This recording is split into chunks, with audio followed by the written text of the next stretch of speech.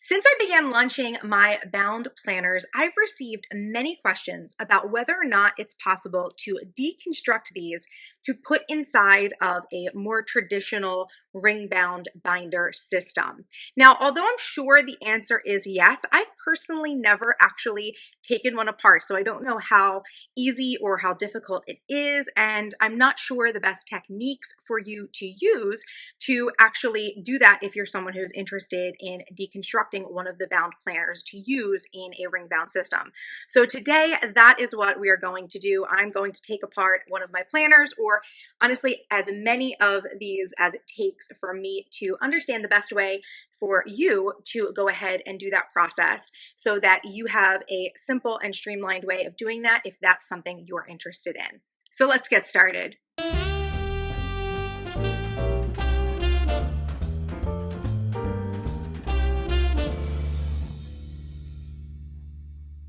Hello, my charmed ones, and welcome back to my channel for another video. If this is your first time with me, I would like to say welcome. My name is Alexis, but I'm also known as MissTrenchcoat all across the internet.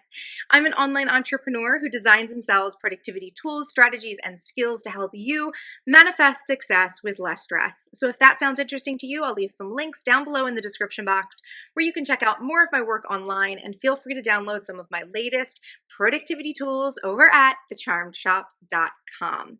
Okay, so I'm going to go ahead and just jump us into an overview of my desk right now, walk you through some of the things I'm thinking about and some of the tools I'm going to start off using, and hopefully we have a pretty easy time deconstructing the planner today.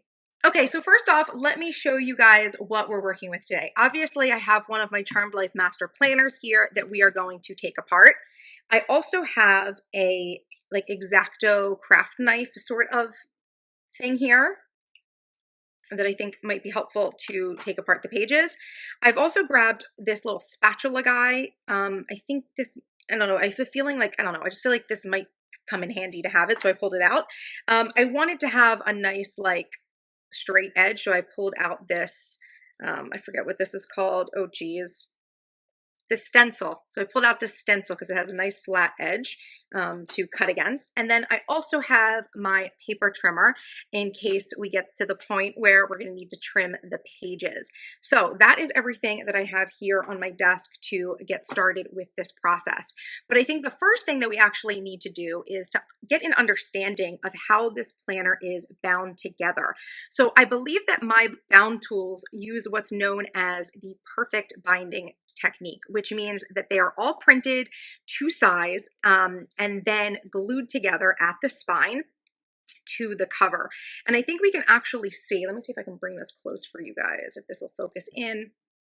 I think we can actually see where the glue actually is on this planner, right? So I can see here, and I know it's going in and out of focus, but I can see like a line of glue that's along the back side of the spine, and then it kind of actually goes up on the sides of the planner. Actually, it looks like it actually aligns with this front cover sort of like indent here. If you guys can see that, it sort of aligns with that. So when I open this up, you can see that it's actually a little bit tighter on the front and back covers, right? Because these guys are like kind of, so I can give you a view. These guys are like glued in there. And then for the most part, the rest of the pages are just kind of glued to the back of the spine. So essentially the glue runs from part of the front cover down the spine and part of the back cover as well. Okay, so that is how it's stuck together. So how are we going to get this unstuck? Now, the first technique that I want to try, which will hopefully just work, fingers crossed, is to go ahead and break the spine to loosen the pages, and then use a craft knife and this straight edge to cut the pages out as close to the glue line as possible, because I want to make sure that we don't lose like too much paper during this process, because this is like exactly half letter size, so it would fit into a half letter or an A5 binder, so long as we don't lose too much of the edge. Now, if you're using a different planner with a different binding, like a stitched binding, you'll probably have a much easier time with this process, because all you need to do, I think, is cut out the stitches, and the pages should just kind of fall right out, and then you could cut them with a paper trimmer and then like obviously punch them into whatever planning system you want to put it into. For example, remember this Rifle Paper Company planner that I made a video on earlier this year? This one is actually stitched together, and let's see if I can see like a good area where the stitchings are. Yeah, I think if you can see in here, this is actually stitched.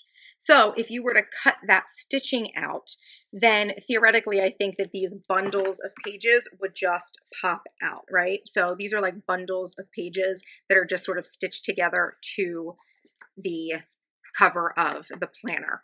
So depending on the type of planner that you're using, the type of binding that your planner has, it may be, you know, a little bit easier for you to deconstruct a planner. Of course, we're using the master planner for today's example. Okay, so let's just go ahead and get started deconstructing this planner, because we're not going to know if it's going to work until we try.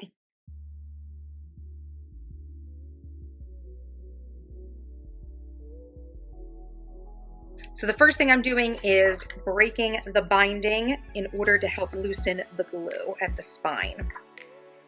And I just do that by kind of pulling just like a few pages over and folding it as hard as I can. So once I had broken the spine of the planner, I cut away the cover by slicing into the glue line itself.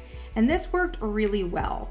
First, I tackled the edges of the glue to start loosening it up, and then I sliced at the glue from the interior of the front and back covers until I was able to pull the cover off in one intact piece.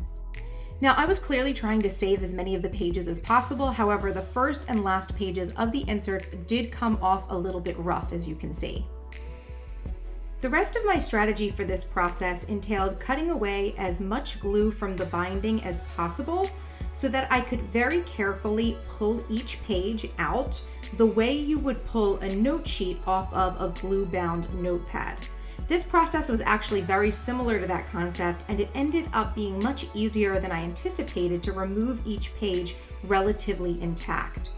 Something to keep in mind, however, is that I did make sure to constantly cut away the edge of the glue, because as I pulled the pages out, it was possible that the edge of the glue might rip into the page. As I removed pages by hand, carefully holding each page taut and slowly but firmly pulling it away from the glue, you can see I began to realize towards the end that if I pulled the insert straight up, I had more success preventing rips than I did when I pulled the pages out horizontally to the left. That being said, most of the pages came out of the binding whole with absolutely no issues, rips, or tears.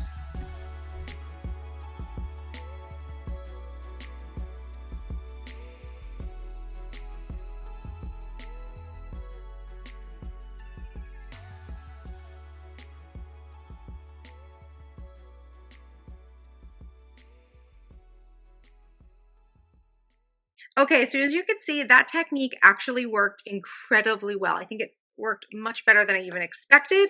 And we were able to get all of the inserts out with what I would say is very minimal damage or casualties. Now, what I will say is that I think this first page and the last page of the planner inserts are really probably something that should just be, you know, just discarded, because there's a lot of extra glue on those. But for everything else, the inserts actually came out very well, and a majority of them are, if you can tell, very clean. There were only a few examples of places where, you know, things started to rip as I was pulling them out, which was probably more my own fault because I wasn't trimming down the glue. So I would say that you could actually probably just get away with right now, if you weren't someone who wanted to be like super picky, you could probably just go ahead and punch these and put these into a planner. But if you wanted to, you could go ahead and take some time to go ahead and clean up the edges. But overall, I think this technique actually worked so well. And there are really just very few examples of just like extra edges that are rough. In fact, something I'm thinking might actually work better than even trimming these edges down, if you're like me and ended up with some really good edges, is perhaps actually using some sandpaper to actually clean up the edges. Now, I actually don't have any sandpaper right now, but I do have like a nail file. And I think this is actually going to go a long way making the edges of the paper look a little bit more regular. And of course, there are just like a few pages in here that actually ended up pulling a little bit different. Here we go. So this is not necessarily laying flat. It's kind of, okay, let's see. Yep, there we go. What I would just do for this is maybe just wet your finger and kind of push it down a little bit. Kind of just retrain that paper to lay flat.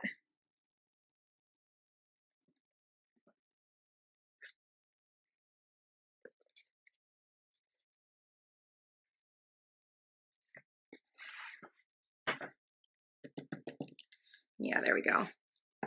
But yeah, I think maybe a little bit of sandpaper or a nail file, whatever you've got handy, could actually be a really good way to just really quickly clean up the edges instead of going and cutting off actual length off of the paper, so that you actually preserve as much of the dimension of the inserts as possible.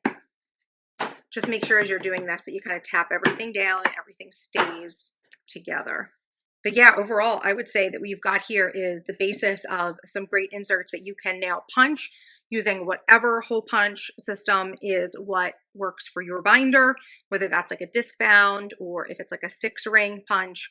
You could punch these and now put them into a binder of your choice. Now, of course, this is just one option for you if you're interested in using a master planner. What I would think would actually be a much easier process would be to just purchase one of the print on demand bundles of the inserts, because I do sell these as printable PDFs.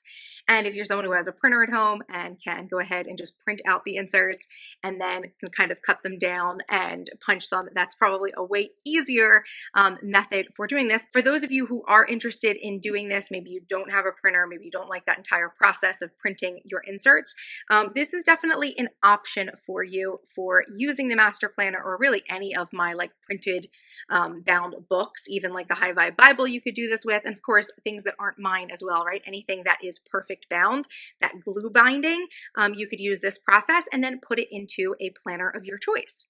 So I hope you found this video to be entertaining and insightful, giving you some tips for how to replicate this planner deconstruction process in your own life. If you did enjoy the video, please make sure to give it a thumbs up and feel free to share it across social media. Now I'd love to hear from you. If you've ever done this sort of planner deconstruction process, I would love to hear what tips and tricks you have. Feel free to share those with the community down in the comments. If you did enjoy today's video, please make sure to give it a thumbs up and feel free to share it with anyone you think would find it interesting. For more of the behind the scenes of my productivity life and business, make sure you're following me on Instagram at MissTrenchcoat. And if you're not yet subscribed to my channel, what are you waiting for? Hit that subscribe button for more awesome videos by me. And until next time, bye-bye.